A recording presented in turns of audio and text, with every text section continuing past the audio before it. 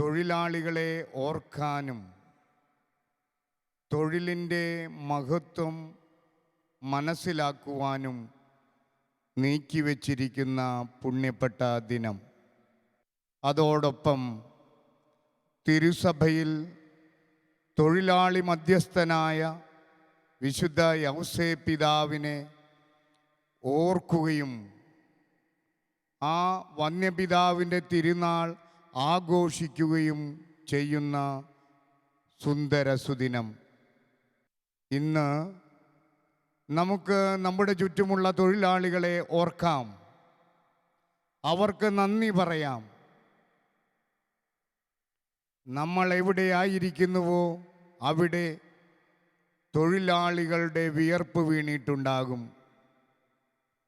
നമ്മുടെ വീട്ടിലായാലും ആശുപത്രിയിലായാലും ദേവാലയത്തിലായാലും എവിടെയൊക്കെ നമ്മൾ വസിക്കുന്നുണ്ടോ അവിടെയൊക്കെ തൊഴിലാളിയുടെ ചോരയും നീരുമുണ്ട്. കാരണം അവർ വിയർപ്പൊഴുക്കി അധ്വാനിച്ചതിൻ്റെ ഫലമാണ് നമ്മുടെ ചുറ്റുമുള്ള ഓരോ വീടുകളും ഓരോ സ്ഥാപനങ്ങളും.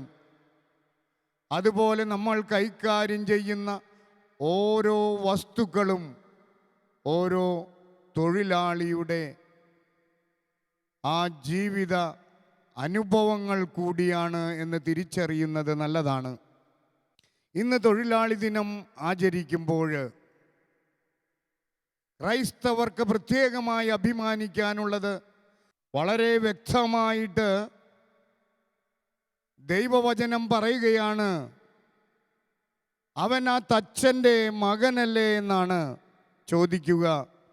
മത്തായിയുടെ സുവിശേഷം 13-ാം അധ്യായം 55-ാമത്തെ തിരുവചനത്തിൽ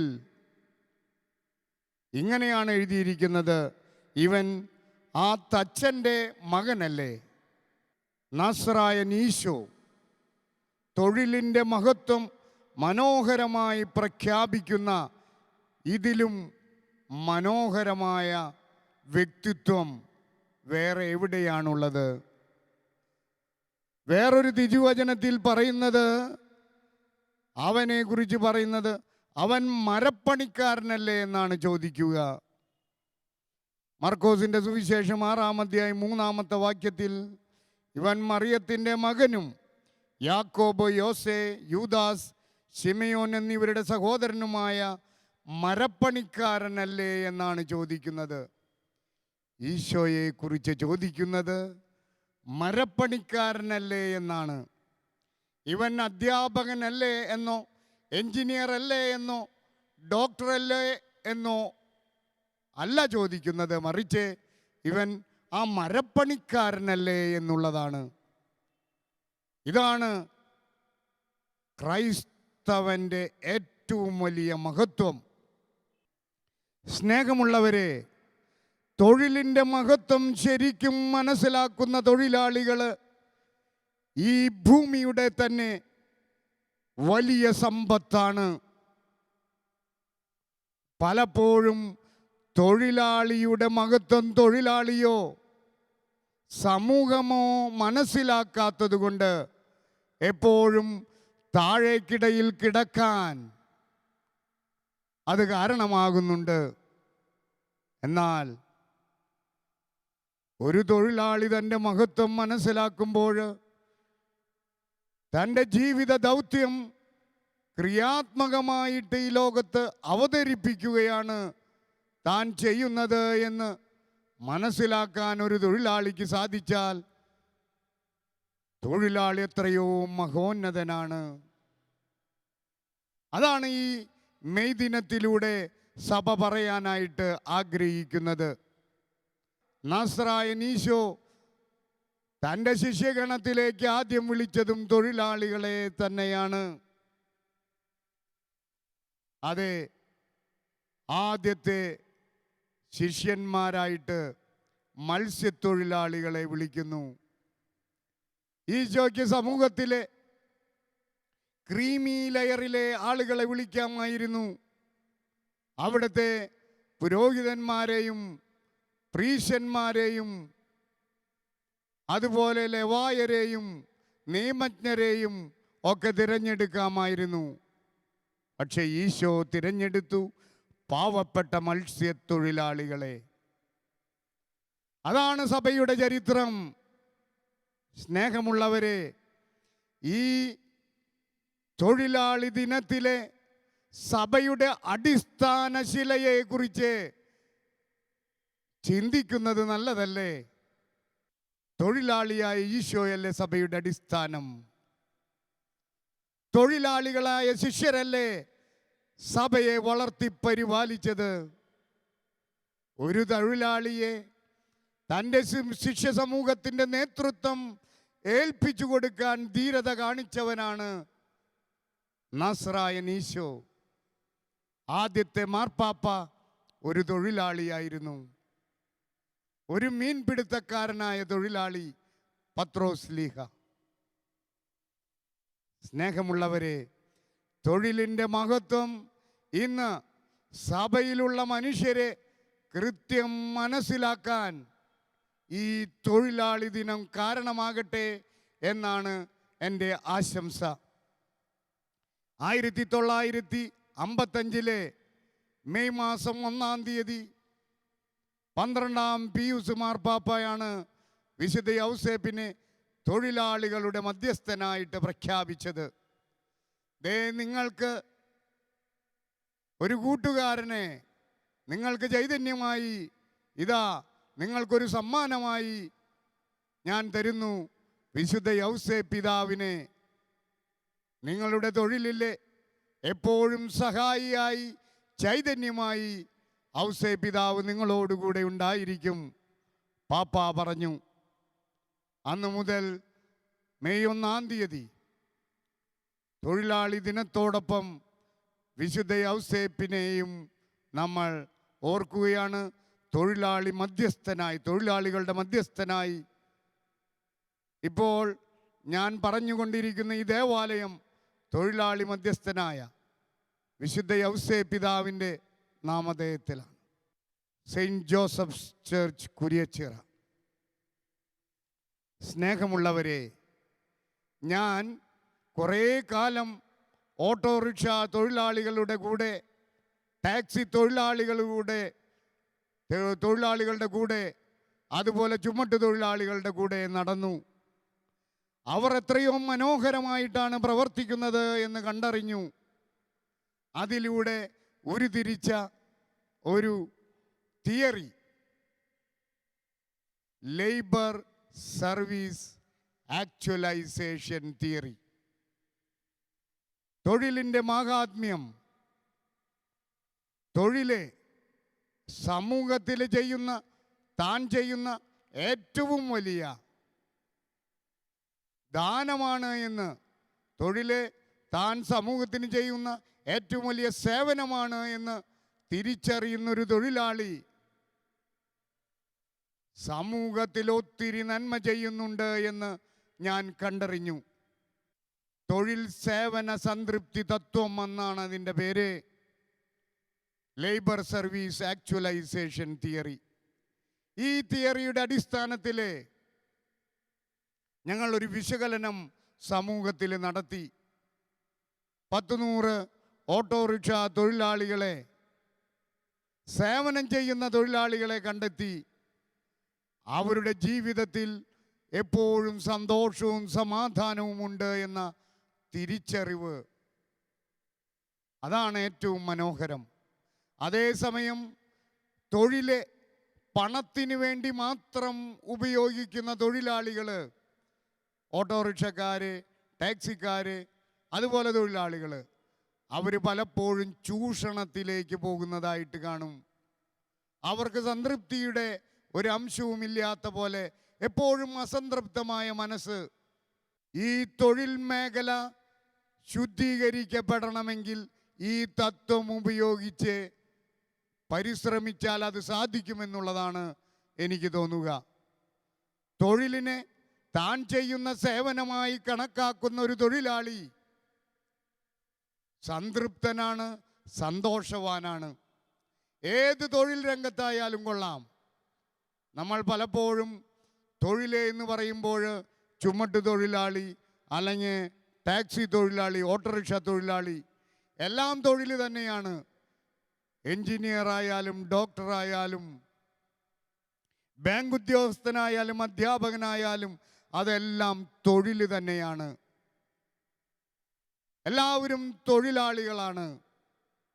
ആ തൊഴിൽ ചെയ്യുന്നത്, തൊഴിലെന്ന് പറഞ്ഞാൽ സേവനമാണ് എന്ന ചിന്തയാണ് ഈ കാലഘട്ടത്തിൽ ഏറ്റവും ആവശ്യമായിട്ട് നമുക്ക് കിട്ടേണ്ടത്. തൊഴിൽ ഈക്വൽ സേവനം. അല്ലാണ്ട്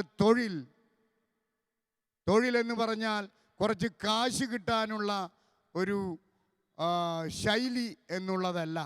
ഇത് നമ്മുടെ സഭയിൽ കൃത്യമായിട്ട് തുടങ്ങി ലോകമെങ്ങും വ്യാപിക്കണം എന്നാണ് എനിക്ക് പറയാനുള്ളത്.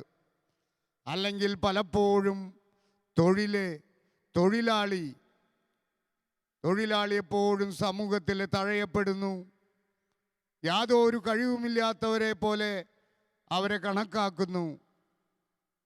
ആ ചിന്താഗതി മാറി ഏത് ചെറിയ തൊഴിൽ ചെയ്യുന്നതും ദൈവമഹത്വത്തിന് വേണ്ടിയാണ് ചെയ്യുന്നത് എന്ന മനോഹരമായ ചിന്ത സ്വന്തമാക്കാൻ സാധിക്കണം.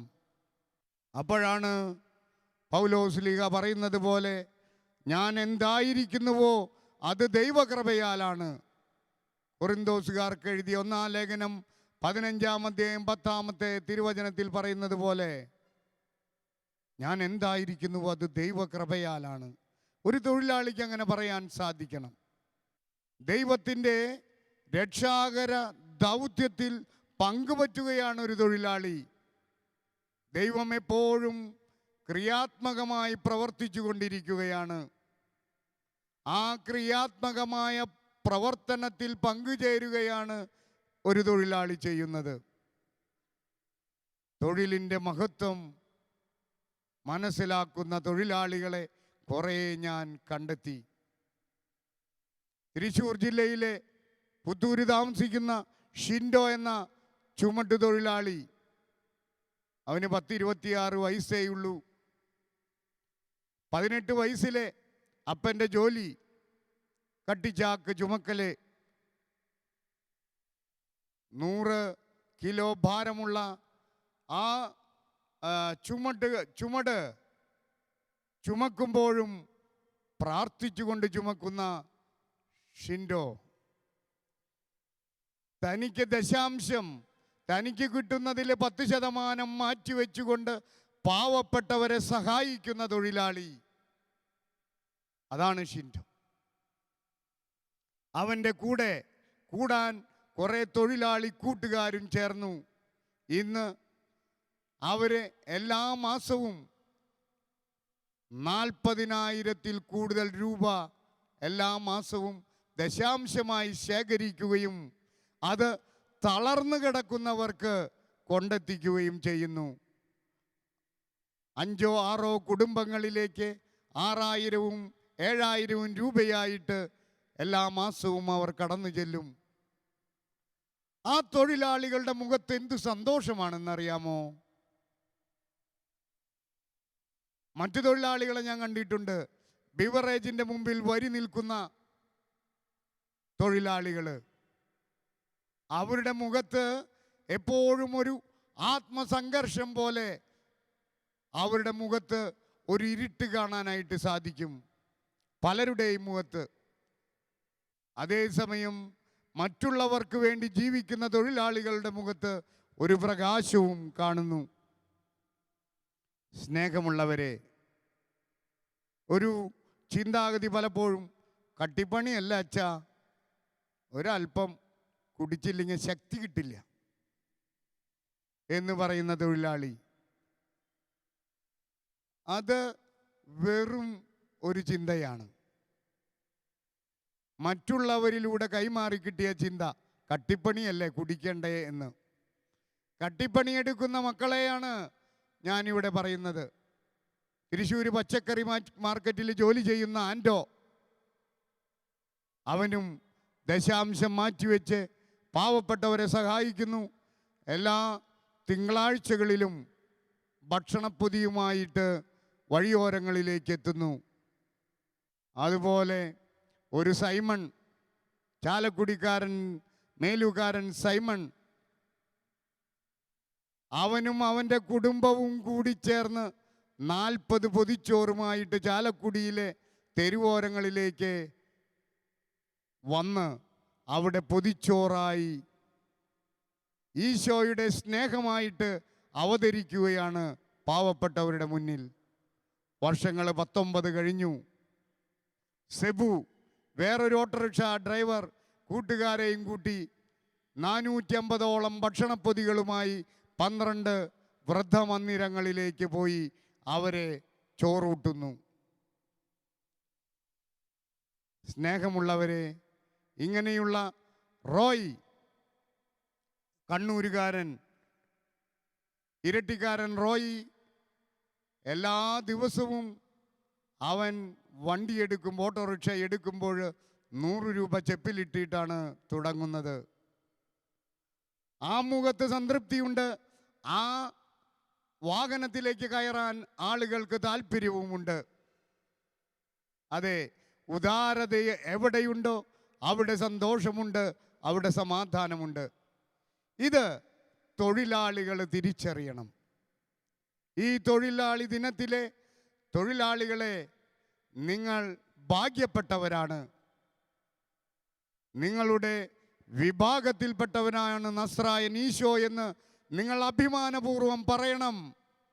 ആദ്യത്തെ മാർപ്പാപ്പ ഒരു തൊഴിലാളിയായിരുന്നു എന്ന് അഭിമാനപൂർവം നിങ്ങൾക്ക് പറയാൻ സാധിക്കണം. സ്നേഹമുള്ളവരെ, തൊഴിലാളികളെ അംഗീകരിക്കാനും ആദരിക്കാനും നമുക്ക് സാധിക്കണം.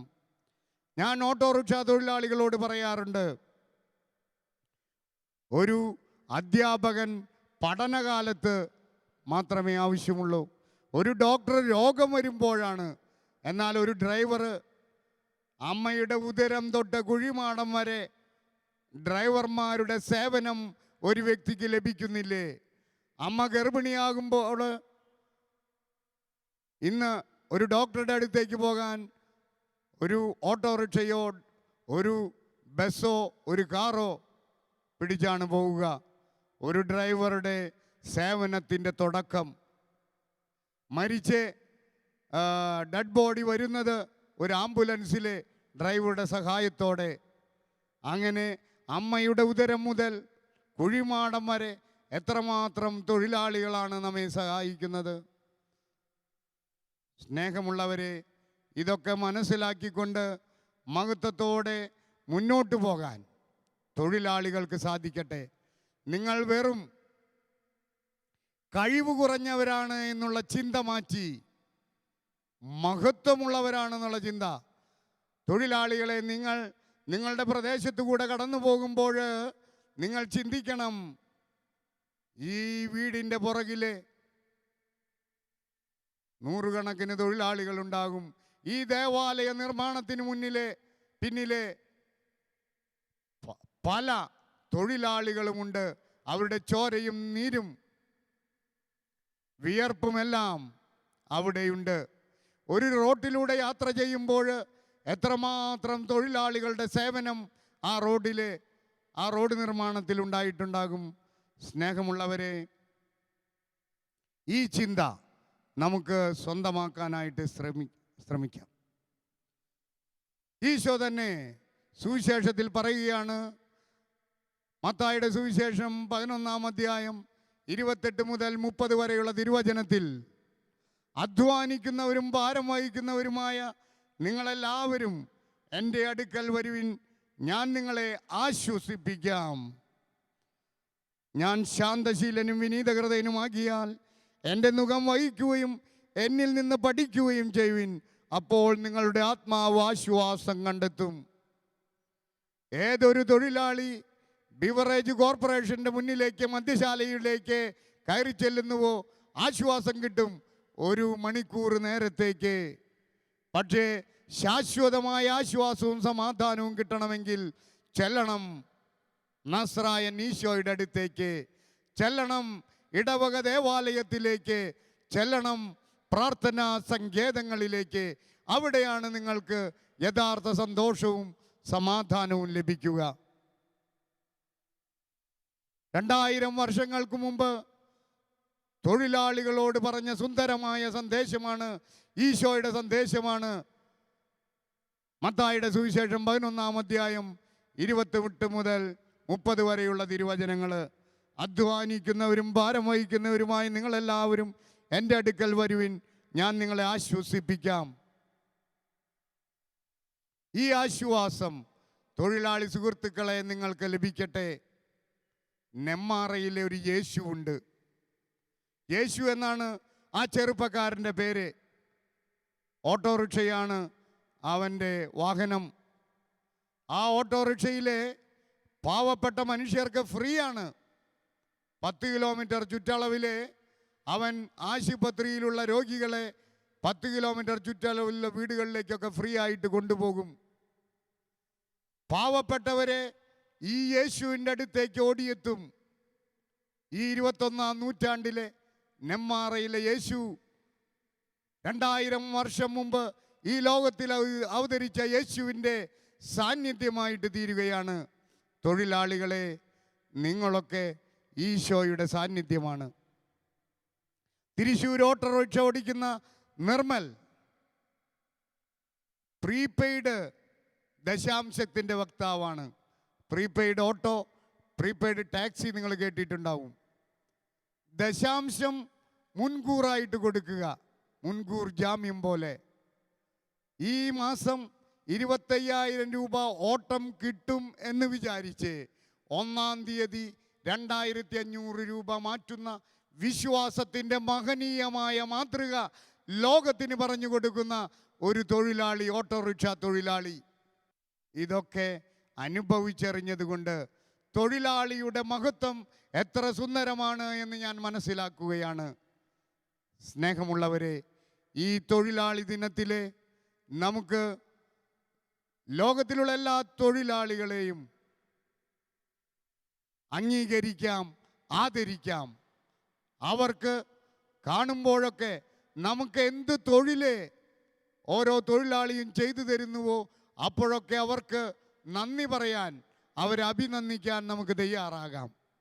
ഈ സന്ദേശം അവസാനിപ്പിക്കുന്നതിന് മുമ്പ് എല്ലാ തൊഴിലാളികളോടും സ്നേഹത്തോടെ ഈശോയിലേക്ക് തിരിയാൻ, അതുപോലെ വിശുദ്ധ യൗസേപ്പിലേക്ക് തിരിയാൻ ഓർമ്മിപ്പിച്ചുകൊണ്ട്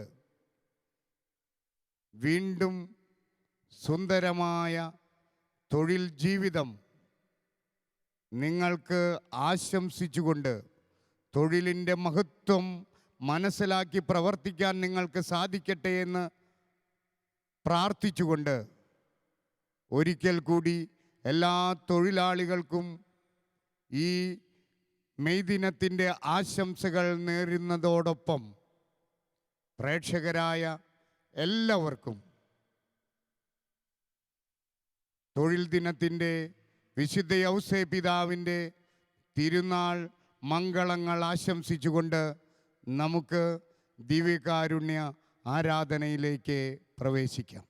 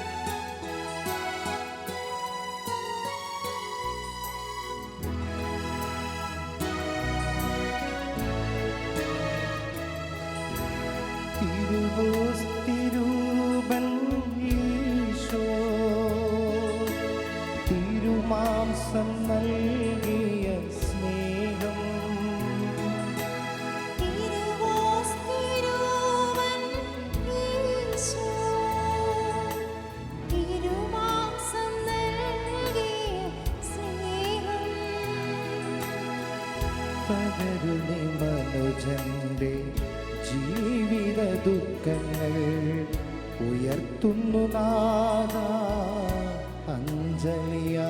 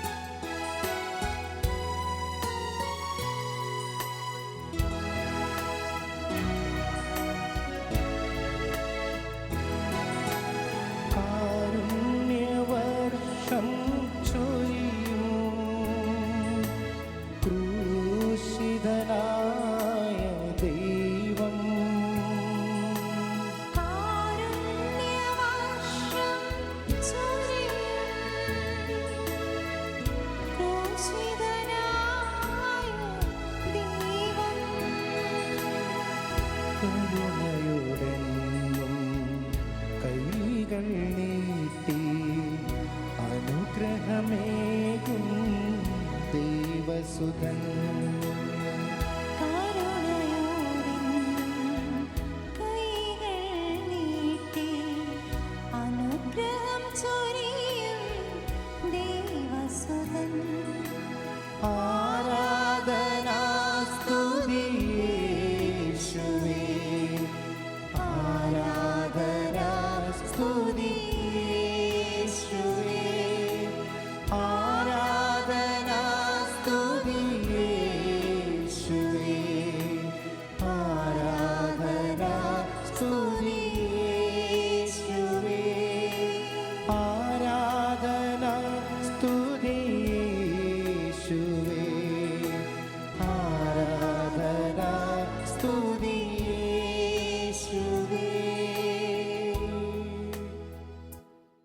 ഈശോയുടെ തിരുമുമ്പിൽ നമ്മളെല്ലാവരും ഇപ്പോൾ ആയിരിക്കുകയാണ്. ദൈവം മനുഷ്യനായി അവതരിച്ചപ്പോൾ, ഒരു തൊഴിലാളിയുടെ പുത്രനായി ഈ ഭൂമിയിൽ ജീവിച്ചപ്പോൾ ദൈവം എന്താഗ്രഹിച്ചുവോ ആ ആഗ്രഹം നമുക്ക് ജീവിതത്തിൽ നിറയെ ലഭിക്കാൻ, ദൈവീകത മുഴുവൻ നമുക്ക് നമ്മുടെ ജീവിതത്തിലേക്ക് ലഭിക്കാൻ ദൈവപുത്രനായ ഈശോയുടെ മുന്നിൽ നമുക്ക് ഇപ്പോൾ ആയിരിക്കാം. ഈ തൊഴിലാളി ദിനത്തിൽ മെയ് 1-ാം തീയതി ദിവ്യകാരുണ്യനാഥൻ്റെ മുന്നിൽ നമ്മളായിരിക്കുമ്പോൾ ലോകത്തിലെ എല്ലാ തൊഴിലാളി സുഹൃത്തുക്കളെയും നമുക്ക് ഈശോയുടെ സവിധേ കൊണ്ടുവരാം. എല്ലാവരും തൊഴിലാളികളാണ് എന്ന വലിയ സത്യം മനസ്സിലാക്കാൻ ഈശോയുടെ തിരുസവിധേക്ക് നമുക്ക് കടന്നു വരാം. ദൈവം തൊഴിലാളിയായി തീർന്നിട്ടുണ്ടെങ്കിൽ നമ്മളെല്ലാവരും തൊഴിലാളികളാണ് എന്ന ചിന്തയാണ് ഈശോ പങ്കുവയ്ക്കുക. ഈശോയുടെ മുന്നിൽ നമുക്ക് ശാന്തരാകാം. ആ പാഠശാലയിൽ നിന്ന് പഠിക്കാം. ദിവ്യകാരുണ്യനാഥൻ പറഞ്ഞു തരുന്ന ദിവ്യമായ സന്ദേശം ഉൾക്കൊള്ളാൻ ഈ സമയം ദിവ്യകാരുണ്യ സന്നിധിയിലായിരിക്കാം.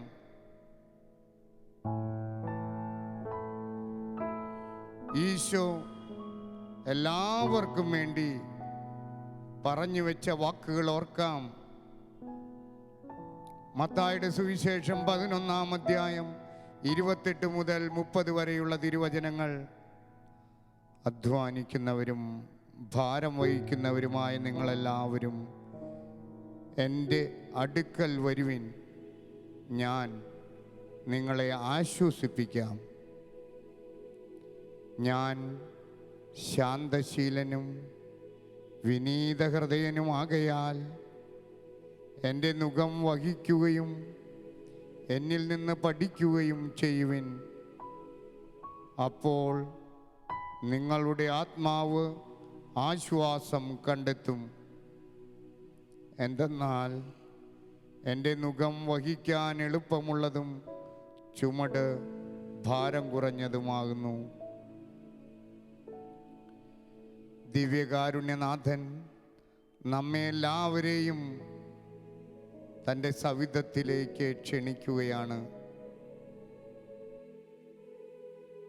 നമ്മൾ അധ്വാനിക്കുന്നവരാണ്, ഭാരം വഹിക്കുന്നവരാണ്. യഥാർത്ഥ ആശ്വാസം ലഭിക്കുന്ന ഇടം ദിവ്യകാരുണ്യ സന്നിധിയാണ്. പലതരത്തിലുള്ള ആശ്വാസം തേടിപ്പോയിട്ടുള്ളവരൊക്കെ പരാജയപ്പെട്ട് വിഷമിക്കുമ്പോൾ ദിവ്യകാരുണ്യ സങ്കേതത്തിലേക്ക് അടുക്കുന്ന എല്ലാവരും ആശ്വാസവും സമാധാനവും അനുഭവിക്കുന്നു എന്നുള്ളത് തീർച്ചയാണ്. ഞാൻ നിങ്ങളെ ആശ്വസിപ്പിക്കാമെന്ന് പറഞ്ഞ സാക്ഷാൽ ദൈവപുത്രനാണ് അപ്പത്തിൻ്റെ രൂപത്തിൽ നമ്മുടെ കൂടെ ആയിരിക്കുന്നത്. നമുക്ക് ശാന്തരാകാം.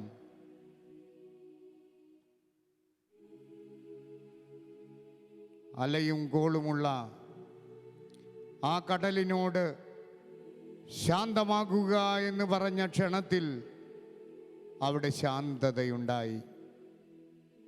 ഈ തൊഴിലാളി ദിനത്തിൽ ഞങ്ങളുടെ ആകുലതകളും ഉത്കണ്ഠകളും എല്ലാം തിരുസവിധയെ സമർപ്പിക്കുന്നു. ഞങ്ങളെ പൂർണ്ണമായിട്ട് സമർപ്പിക്കുന്നു ഈശോയെ,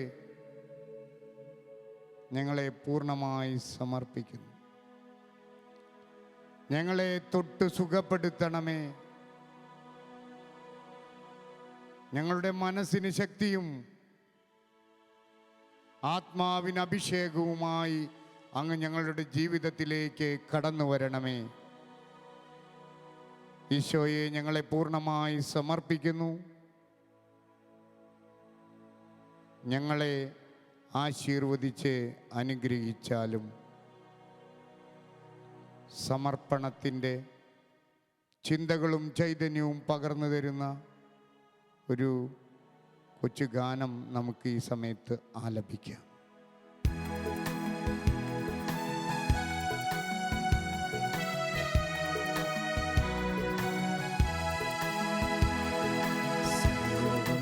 യേശുനാഥനായി സമർപ്പണം ചെയ്തിടുന്നു സ്നേഹമോടെ ഞാൻ. സർവ്വവും യേശുനാഥനായി സമർപ്പണം ചെയ്തിടുന്നു സ്നേഹമോടെ ഞാൻ. എൻ്റെ ദേഹവും എൻ്റെ ദേഹിയും നീ എനിക്കു തന്നതൊക്കെയും സർവ്വവും യേശുനാഥനായി സമർപ്പണം ചെയ്തിടുന്നു സ്നേഹമോടെ ഞാൻ.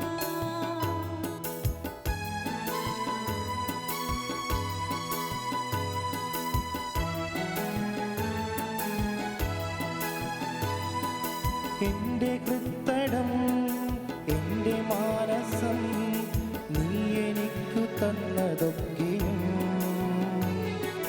സർവ്വവും യേശുനാഥനായി സമർപ്പണം ചെയ്തിടുന്നു സ്നേഹമോടെ ഞാൻ.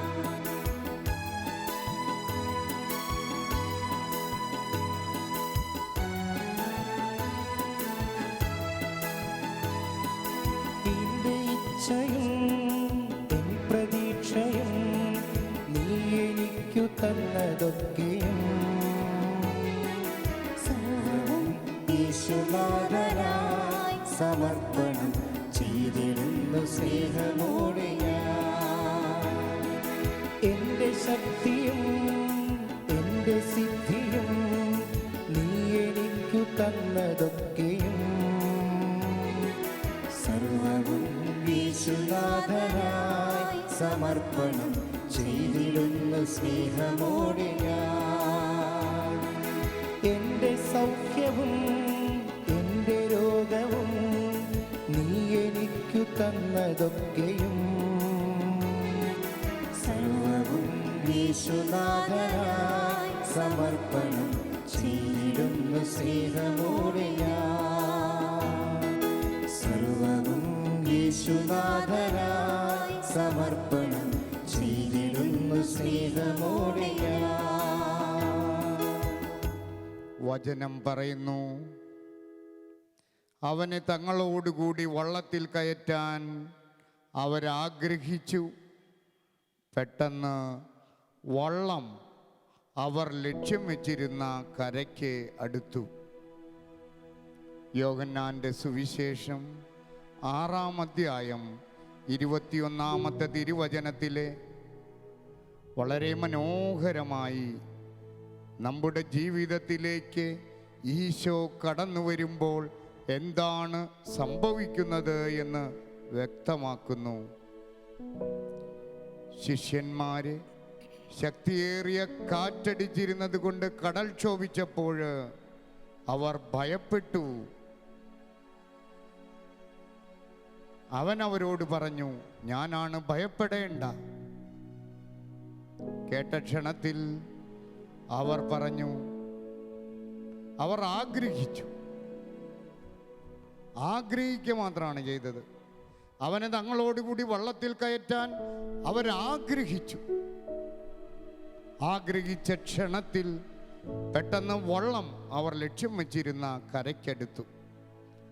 ഇത് ഓരോരുത്തരുടെയും ജീവിത അനുഭവമാകട്ടെ. പ്രത്യേകിച്ച് തൊഴിലാളി സുഹൃത്തുക്കള് ഈശോയെ നാഥനും രക്ഷകനുമായി അംഗീകരിക്കുമ്പോൾ അവർ സ്വസ്ഥതയിലേക്കും സമാധാനത്തിലേക്കും കടന്നു വരും എന്ന് ഈ വചനം തന്നെ സാക്ഷ്യപ്പെടുത്തുകയാണ്. നമ്മുടെ ജീവിതത്തിലേക്ക് ദിവ്യകാരുണ്യനാഥനെ നമുക്ക് എതിരേൽക്കാം. അനാവശ്യമായ ഉത്കണ്ഠയിൽ നിന്ന്, അസ്വസ്ഥതയിൽ നിന്ന്, ഭയാശങ്കകളിൽ നിന്ന് നമുക്ക് മോചനം പ്രാപിക്കാൻ തിരുസവിധയെ നമുക്ക് അണയാം. ദൈവത്തെ സ്നേഹിക്കുന്നവർക്ക്, അവിടുത്തെ പദ്ധതി അനുസരിച്ച് വിളിക്കപ്പെട്ടവർക്ക് അവിടുന്ന് സകലതും നന്മയ്ക്കായി പരിണമിപ്പിക്കുന്നു എന്ന് വിശുദ്ധ അപ്പസ്തോലൻ പറയുമ്പോൾ അതെത്രയോ വാസ്തവമാണ്. റോമാക്കാർക്കെഴുതിയ, വിശുദ്ധ പൗലോസ്ലിഹ എഴുതിയ ലേഖനത്തിലെ 8-ാം അധ്യായം 28-ാമത്തെ തിരുവചനം നമ്മുടെ ജീവിതത്തിൽ സാർത്ഥകമാകട്ടെ. പരാജയം വന്നാലും വിജയം വന്നാലും എല്ലാം നന്മയ്ക്ക് തന്നെയാണ് ദൈവം വരുത്തുന്നത് എന്ന അടിയുറച്ച ആത്മവിശ്വാസത്തിലേക്ക് ദിവ്യകാരുണ്യനാഥ ഞങ്ങളെ നയിച്ചാലും. ശാന്തമായി തിരുസവിധേ അങ്ങയുടെ സന്നിധിയിലിരിക്കാനും ശക്തി സംഭരിക്കാനും പലപ്പോഴും ഞങ്ങൾക്ക് സാധിക്കാറില്ല ഈശോയെ. കർമ്മരംഗങ്ങളിലെ വ്യഗ്രതകൾ ഞങ്ങളെ മൂടുമ്പോൾ അങ്ങയുടെ തിരുസവിധേ വന്നിരിക്കാൻ, അങ്ങയുടെ മുന്നിൽ മുട്ടുകുത്താൻ പലപ്പോഴും ഞങ്ങൾക്ക് സാധിക്കാറില്ല. അങ്ങ് ദാനം നൽകിയ ഈ ജീവിതം, അങ്ങ് നൽകിയ ശരീരത്തിലെ ഓരോ അവയവങ്ങളും ആ ദാനങ്ങൾ കൊണ്ട് ഞങ്ങൾ ഓടി ഓടി തളരുകയാണ്. പലപ്പോഴും അങ്ങയുടെ സന്നിധിയിലേക്ക് വരാൻ സാധിക്കാതെ ഞങ്ങൾ തീർച്ചയായും അങ്ങയുടെ സന്നിധിയിലേക്ക് വരും.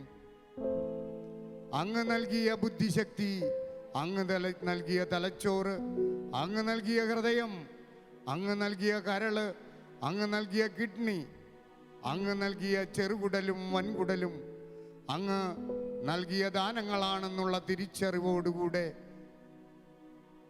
ദാനങ്ങൾ നൽകിയവൻ്റെ മുമ്പിൽ വന്നണയാനുള്ള കൃപ ഞങ്ങൾക്ക് നൽകിയാലും ദിവ്യകാരുണ്യനാഥ, ഞങ്ങളെ പൂർണ്ണമായി സമർപ്പിക്കുന്നു. ആശീർവദിച്ച് അനുഗ്രഹിക്കണമേ. എൻ്റെ ജീവിതത്തിലേക്ക്, എൻ്റെ കുടുംബത്തിലേക്ക് അങ്ങ് കടന്നു വരണമേ. അനുഗ്രഹമായി, കൃപയായി അങ്ങ് കടന്നു വരണമേ. ഉത്ഥാനം ചെയ്ത ഈശോയുടെ സുന്ദരമായ സമ്മാനം, നിങ്ങൾക്ക് സമാധാനം എന്ന ആശംസ ഞങ്ങളുടെ ജീവിതത്തിൽ നിറഞ്ഞു നിൽക്കട്ടെ. ഈശോയെ, ഞങ്ങളെ ആശീർവദിച്ചാലും. സക്കേവൂസിൻ്റെ ഭവനത്തിലേക്ക് കടന്നു വന്നുകൊണ്ട് ഇന്ന് ഈ ഭവനത്തിന് രക്ഷ കൈവന്നിരിക്കുന്നു എന്ന് അങ്ങ് അരുളി ചെയ്തുവല്ലോ. ലൂക്കായുടെ സുവിശേഷം 19-ാം അധ്യായം 9-ാമത്തെ തിരുവചനം, ഇന്ന് ഈ ഭവനത്തിന് രക്ഷ കൈവന്നിരിക്കുന്നു. ഞങ്ങളുടെ ഭവനങ്ങളിൽ അങ്ങയുടെ രക്ഷയുടെ അനുഭവം ഞങ്ങൾ സ്വന്തമാക്കട്ടെ. ഞാൻ മുന്തിരിച്ചെടിയും നിങ്ങൾ ശാഖകളുമാണ് എന്ന് പറഞ്ഞ ഈശോയെ, അങ്ങാകുന്ന മുന്തിരിച്ചെടിയോട് ഒട്ടിച്ചേർന്ന് നിൽക്കുന്ന ശാഖകളായി ഞങ്ങളെ അങ്ങ് രൂപാന്തരപ്പെടുത്തണമേ. അങ്ങയിൽ നിന്ന് ചൈതന്യം സ്വീകരിച്ചുകൊണ്ട് മുന്നേറുവാൻ ഞങ്ങൾക്ക് കൃപ നൽകണമേ.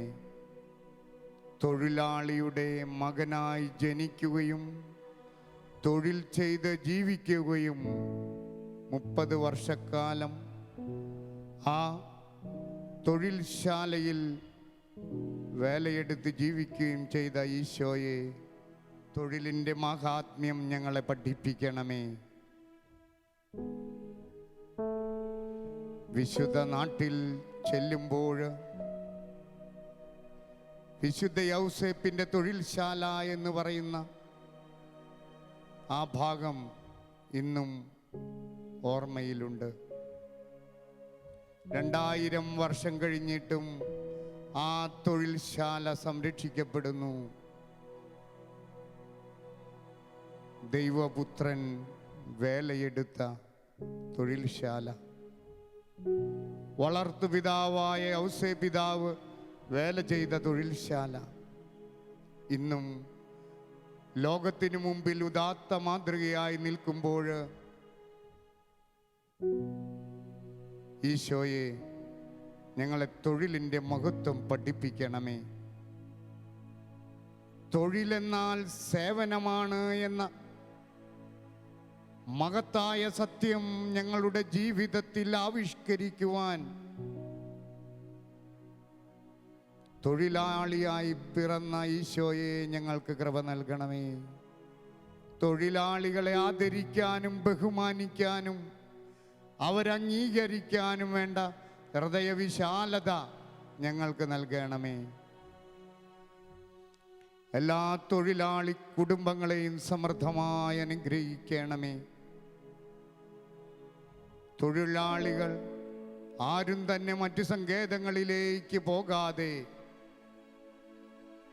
തകർന്ന് തരിപ്പണമാകുന്ന മുക്കിലും മൂലയിലേക്കും ചെല്ലാതെ ദിവ്യകാരുണ്യനാഥ, അങ്ങയുടെ സവിധത്തിലേക്ക് അണയാൻ എല്ലാവരെയും അനുഗ്രഹിക്കണമേ. ഞങ്ങളെ പൂർണ്ണമായി സമർപ്പിക്കുന്നു.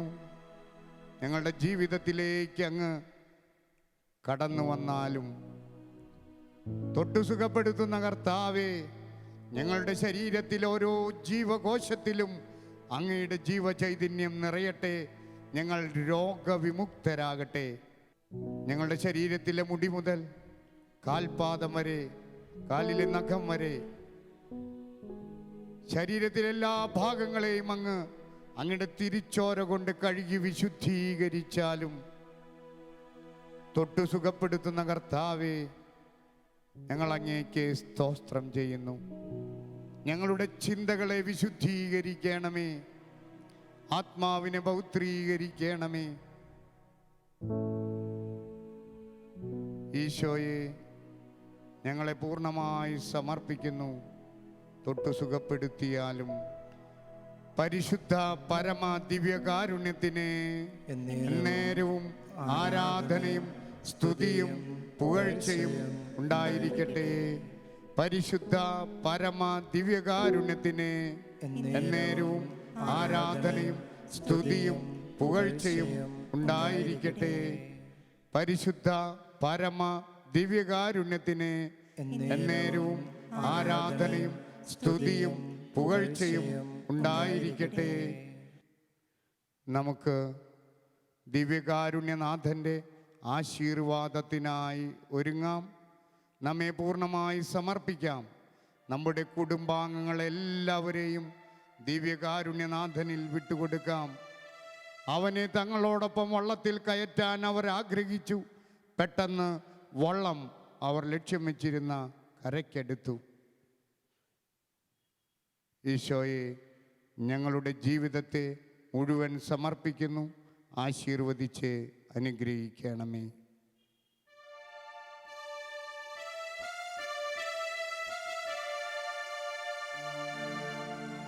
പരിശുദ്ധ ശരീരത്താലും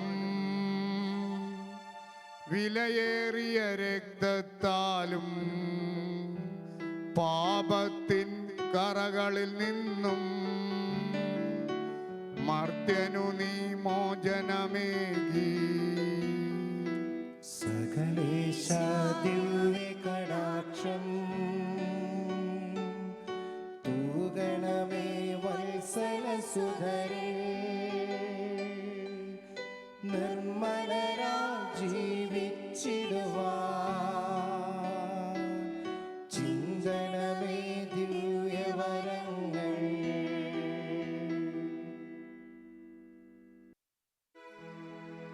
പരിശുദ്ധ പരമമാ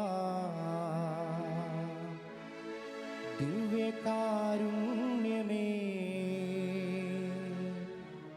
എന്നുമെന്നും അങ്ങേക്കാരാധന. പരിശുദ്ധ പരമമാ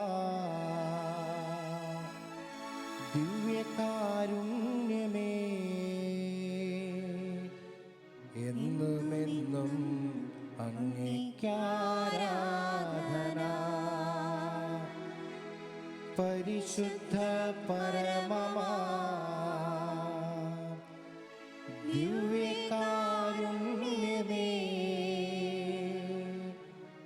എന്നുമെന്നും അങ്ങേക്കാരാധന.